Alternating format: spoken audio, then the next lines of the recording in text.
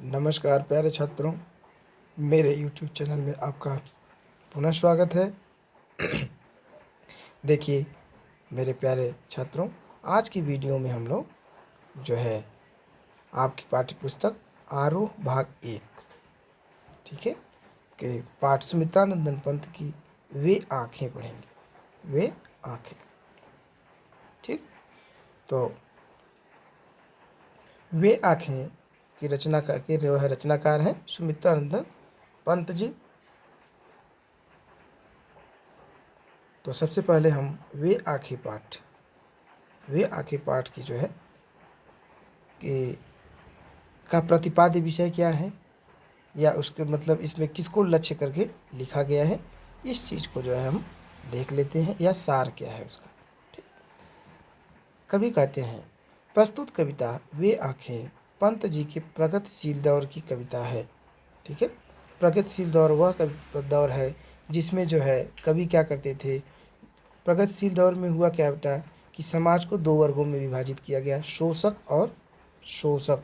ठीक है, शोषक और शोषित। ठीक।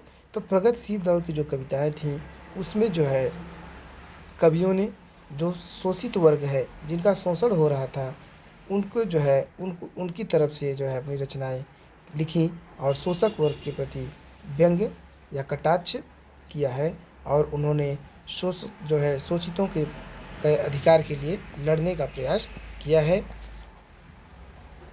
इसमें विकास की विरोधाभासी अवधारणाओं पर करारा प्रहार किया गया है। कहते हैं इस कविता के माध्यम से ये दिखाया गया है कि लोग विकास के वादे तो करते हैं, तमाम वादे होते हैं विकास के, लेकिन ज़मीनी स्तर पर देखा जाए तो वह जो है प्रतिफलित नहीं होता। सारी जो है जो दावे हैं, जो सारे दावे हैं, वे हवा में ही रह जाते हैं।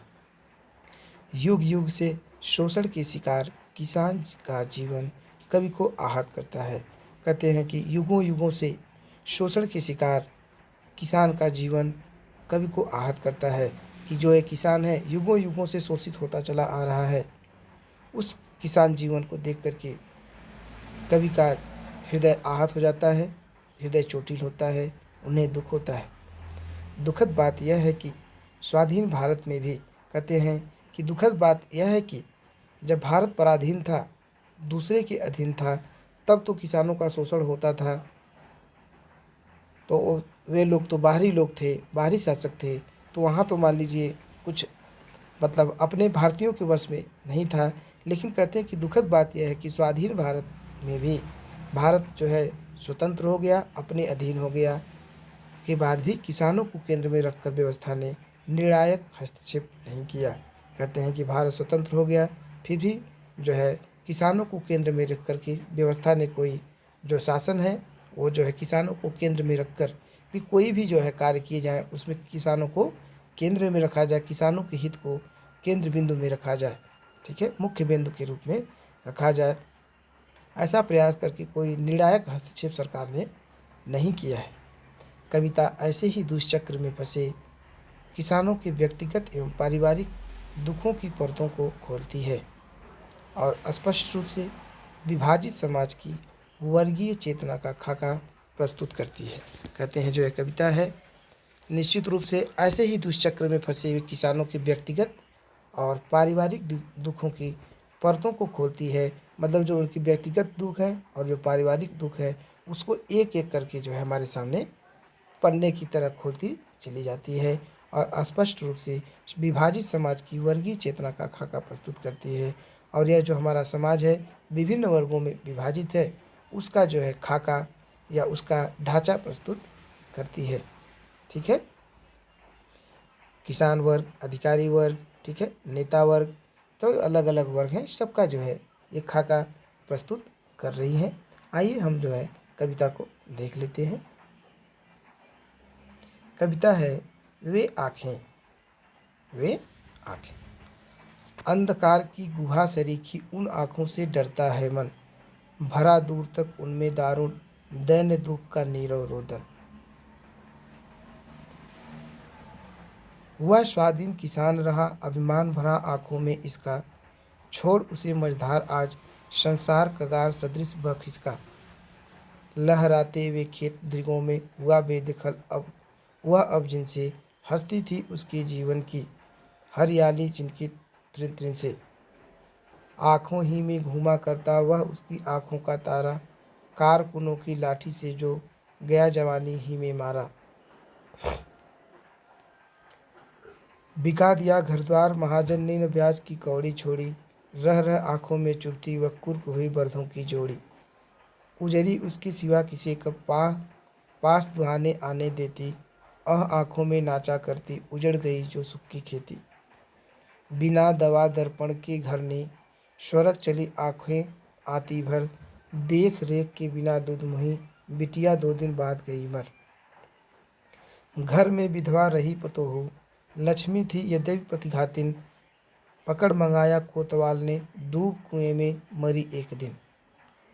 खैर पैर की जूती जोरू न सही एक दूसरी आती, पर जवान लड़के की सुतकर सांप लौटते फटती छाती। पिछले सुख की स्मृति आँखों में क्षण भर एक चमक है लाती, तुरंत सुनने में गढ़ वह चितवन तीखी नोक सदृश बन जाती। ठीक है, इसमें जो है एक किसान की दुख, एक जो है जो कवि है किसान की आंखों में झांकते हुए उसके दुख का वर्णन कर रहा है कि कहते हैं कि अंधकार की गुहा सरीखी, गुहा मतलब गुफा, सरीखी मतलब जैसा, उन आँखों से डरता है मन। मतलब कहते हैं कि उसकी आँखें, उसकी आँखों में जब हम झांकते हैं तो सुरंग की भांति दिखाई देती है जिसमें अंधेरा ही अंधेरा भरा हुआ है। और कहते हैं कि उन आँखों से डरता है मन। जब कवि कहता है कि जब मैं किसान की उन आँखों में झांकता हूँ तो मन डर उठता है। भरा दूर तक उनमें दारुण दैन्य दुख का नीरव रोदन। कहते हैं इसमें दूर दूर तक दुख और दीनता का जो है भाव भरा हुआ है, और वह नीरव रोदन उन आँखों में यह दिखाई देता है कि वह शांतिपूर्ण ढंग से किस प्रकार वह रो रहा है, उसकी आँखों में आंसू। ठीक है, मतलब उसकी आँख क्या है, उसकी आँखों से जो है कभी कोई आँखों में यह दिखाई देता है कि उसकी आँखों में उन्हें दुख, ठीक है, उनमें दुख एवं दीनता का भाव स्पष्ट दिखाई देता है, और जिसमें वह नीरव मतलब शांतिपूर्ण रोदन, ठीक है, उसकी आंखों से शांतिपूर्ण रोदन भी छलकता है। मतलब आंसू को देखने से पता चलता है कि वह किस प्रकार दुखी है, और मुंह से आह न निकालते हुए भी किस प्रकार वह रो रहा है। इसीलिए वह कहते हैं कि जो ये आँखें हैं ये अंधकार की जो गुफा सरीखी ये आँखें हैं, इसमें अंधकार पूरा भरा हुआ है, इसको देखने से मन डर उठता है।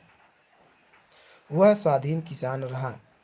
कवि कहता है कि वह किसान स्वाधीन रहा, अपने अधीन रहा, वह स्वतंत्र रहा।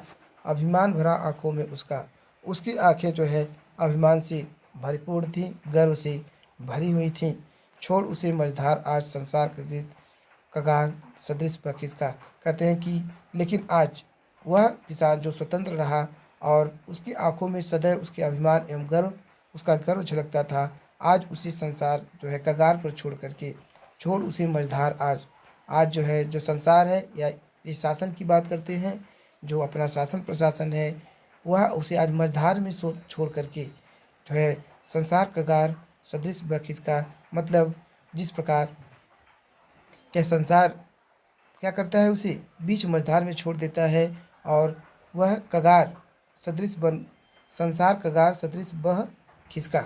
जिस प्रकार कगार बह के जो है नदियों के साथ बह जाता है, ठीक उसी प्रकार वह जो है किसान को बीच में छोड़ करके, मतलब उसके लिए कोई सहारा नहीं बना, शासन उसके लिए कोई योजना, अच्छी योजना नहीं बनाई, उसके हितों को ध्यान में रखकर कोई भी अच्छे काम नहीं किए, उसे बीच मझधार में छोड़ दिए और वह शोषण का शिकार होता चला गया।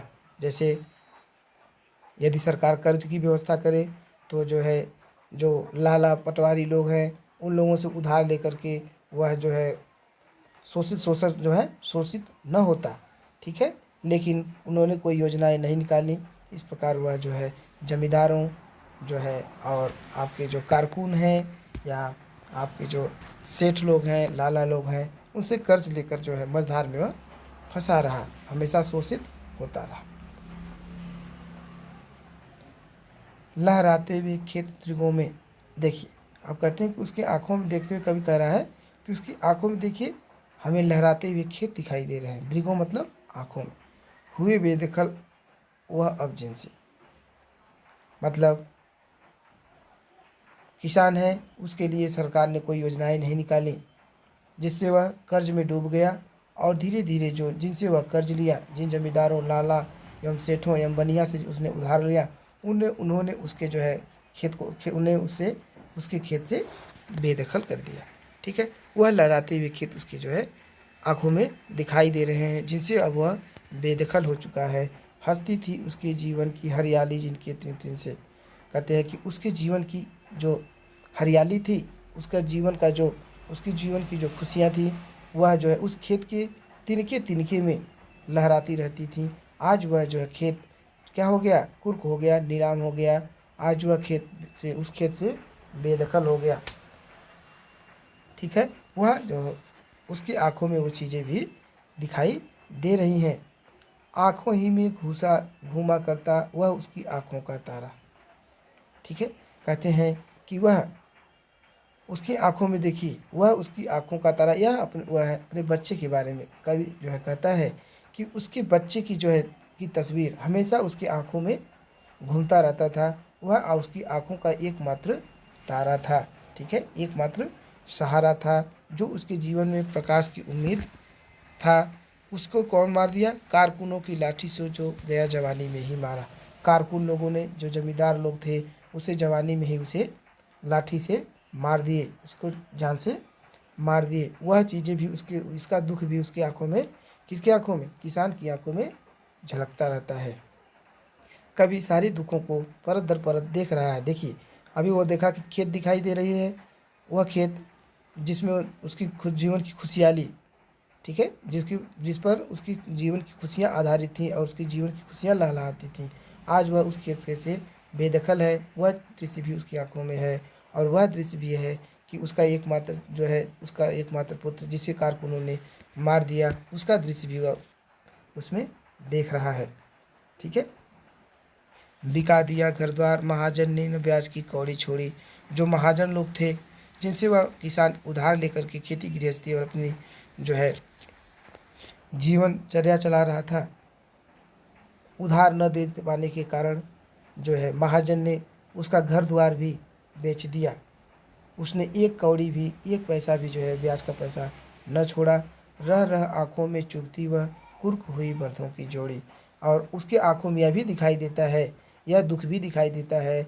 और वह उसे बार बार उसकी आँखों में यह दुख जो है उसे भेदता रहता है, उसके हृदय को भेदता रहता है कि उसके बर्दों की को जो है किसान के क्या होता है, किसान का सब कहते हैं कि इसका सहारा होता है उसका बैल। कहते हैं कि वो उसका दर्द भी उसकी आंखों में चुभता है। जब वह उसके बर्दों की कुर्की हो गई, उसके बर्दों को नीलाम कर दिया गया, किसके चक्कर में, ब्याज के चक्कर में, उधार जो है चुकाने के चक्कर में उसका घर द्वार बिक गया, उसके बर्दों की जोड़ी भी जो है नीलाम हो गई। उजरी उसके सिवा किसी के पास दुहाने आने देती। अब जो है उसकी गाय के बारे में कह रहा है कि जो है कवि कि किसान सोच रहा है कि वह उजरी गाय जो दूहने के लिए मतलब किसी और को अपने पास नहीं आने देती थी, सिर्फ वह उस किसान से ही लगती थी, किसान ही उसका दूध निकालता था बस।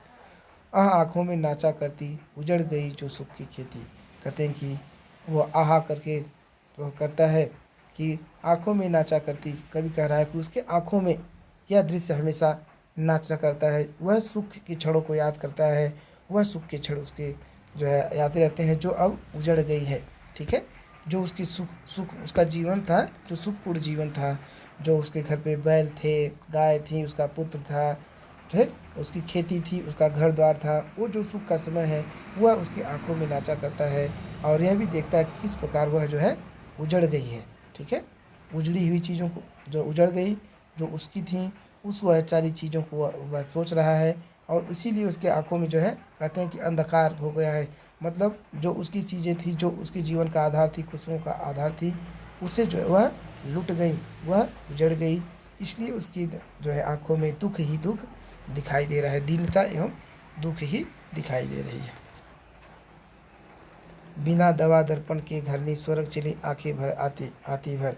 वह किसान सोचता है कि यह जो है घरनी मतलब पत्नी, पत्नी जो है बिना दवा दर्पण के ही उसका स्वर्गवास हो गया। यह बात सोच करके किसान की आंखें भर आती हैं। देख रेख के बिना दूध नहीं बिटिया 2 दिन बाद गई मर। और जब जो है पत्नी जो है बच्ची को जन्म देती है और गरीबी है, किसान गरीब है, दवा दर्पण करने के लिए उसके पास पैसा नहीं है, जिसके कारण पत्नी का निधन हो जाता है। इस बात को सोच करके वह बहुत दुखी होता है और कहते हैं कि कभी कहता है कि उसकी दूध मुही बेटी देख रेख के बिना ही 2 दिन बाद उसकी भी मृत्यु हो गई, क्योंकि माँ मर गई तो उसकी देख रेख कौन करता। देख रेख के अभाव में वह दूध मुही बिटिया भी 2 दिन बाद मर गई। यह दुख भी उसकी आंखों में दिखाई देता है। घर में विधवा रही पतोहू लक्ष्मी थी यद्यपि घातिन। कहते हैं कि घर में विधवा रही पतोहू के बारे में सोच रहा है कि पतोहू आई और वह कुछ ही दिन में विधवा हो गई। कहते हैं कि वह लक्ष्मी तो थी, वह लक्ष्मी थी यद्यपि पतिघातिन, लेकिन पतिघातिन भी थी। पतिघातिन मतलब उसके आते ही पति की मृत्यु हो गई। पतिघातिन मतलब पति को मारने वाली। तो यहाँ हो गया कि उसके आते ही पति की मृत्यु हो गई, तो उसे पतिघातिन करके संबोधित किया गया। पकड़ मंगाया कोतवाल ने। देखिए पहले कैसे शोषण होता था, ठीक है। कोतवाल ने उनकी पतोहू को जो है थाने में बुलवाया, कोतवाली में बुलवाया। और आप लोग जानते ही हैं समाज की व्यवस्था, आप लोग जानते हैं स्त्रियों के प्रति लोगों की सोच कैसी है। और इस ऐसी मतलब कि कहते हैं कि जो उसकी सोच को देख करके उसका जो है क्या हुआ कि जो पतोहू थी वह कुएं में डूब करके अपनी जान दे दी। मतलब कोतवाल ने उसके साथ जोर ज़बरदस्ती की होगी, उसके साथ कुछ अनैतिक काम किया होगा, जिससे वह उसकी पतोहू भी क्या हुई, कुएं में डूब कर जान दे दी। कहते हैं खैर पैर की जूती जोरू न सही एक दूसरी आती। कहते हैं कि खैर छोड़िए, लेखक का जो है कवि कहता है कि खैर छोड़िए पैर की जूती जोरू पर जो है न सही एक दूसरी आती। जिस प्रकार पैर की जूती यदि खो जाए तो दूसरी आ जाती है, ठीक उसी प्रकार जोरू भी है, यदि एक नहीं है, एक चली गई तो दूसरी आ जाती। लेकिन पर जवान लड़के की सुध पर सांप लौटते फटती छाती।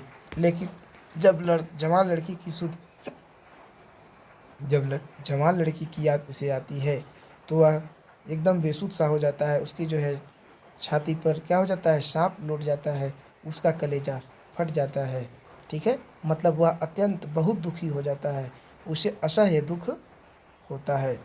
पिछले सुख की स्मृति आंखों में क्षण भर एक चमक हिलाती। जो किसान है वह ये पिछले जो उसके सुख की बातें हैं, उसके खेत बैल बछड़े बच्चे पत्नी, ठीक है, लहलहाती खेत, सारी चीज़ों को याद करके वह उसके आंखों में एक जो है क्षण भर के लिए एक मतलब खुशी या प्रसन्नता आती है, उसकी आंखें चमक उठती हैं। लेकिन तुरंत सुनने में गढ़ वह चितवन तीखी नोक सदृश बन जाती। लेकिन तुरंत कहते हैं कि थोड़ी देर के लिए उसकी आंखें इन सुख की क्षणों को याद करके चमक उठती हैं, लेकिन जो ही वह इनके खोने मतलब इन चीज़ों सारी चीज़ों को खोने की सुध उसे आती है, तुरंत ही उसका जो है चितवन मतलब उसका मन और उसका तन पूरी तरह से उस शून्य में मतलब उस अंधकारपूर्ण शून्य में उस जो है दुख के से भरे शून्य में जो है गड़ जाता है और तीखी नोक सदृश बन जाती। वह इस प्रकार उसे चुभ जाती है। तो मतलब जो दुख है वह नुकीले, ठीक है, तीखी नोक समान नोकीला कोई चीज़ हो कांटे की तरह उसे चुभ जाती है और वह तुरंत जो है दुख से क्या हो जाता है, दुख में डूब जाता है। मतलब सुख के क्षणों को याद करता है तो याद आता है, लेकिन जो ही उन चीज़ों के से बिछड़ने की है जो है सारी चीज़ें इससे बिछड़ गई, सारी चीज़ों को इसने खो दिया। यह जो ही उसकी जो है इस तरफ उसका ध्यान जाता है, तुरंत वह जो है मतलब यह जो खोने का भाव है, जो खोने की दृश्य है, उसे जो सामने जब आते हैं तो वह जो है नुकीले कांटे की बात चुभ जाती है और वह दुख के भरे शून्य में खो जाता है। ठीक है मेरे प्यारे बच्चों, मुझे पूरी उम्मीद है कि मैंने जो ये पाठ पढ़ाया आपको अच्छी तरह से समझ में आया होगा। देखिए इसमें जो है जो कवि सुमित्रानंदन पंत जी हैं वह एक किसान की दुख, किस प्रकार एक किसान का शोषण हो रहा है स्वाधीन भारत में भी, स्वतंत्रता के बाद भी किसान के प्रति कैसी कैसी मतलब क्या दृष्टिकोण है और किसानों का क्या हाल है, वह जो है एक किसान की आंखों में झांकते हुए उसको दुख उसके दुख को परत दर परत मतलब एक एक एक करके वह हमारे सामने प्रस्तुत करते हैं और ये दिखाते हैं कि आज भी हमारे समाज में किसानों की कितनी दयनीय स्थिति है। जो वह किसान जो जो है देश का आधार है, देश की रीढ़ है, जो देश का अन्नदाता है, उसकी कितनी दयनीय स्थिति है। ठीक है, किस प्रकार समाज के सभी वर्ग उसका शोषण कर रहे हैं। मेरे प्यारे बच्चों, आज की वीडियो में बस इतना ही। हम शीघ्र ही आपके समक्ष दूसरा वीडियो लेकर उपस्थित होंगे। तब तक के लिए हमें विदा दीजिए। नमस्कार।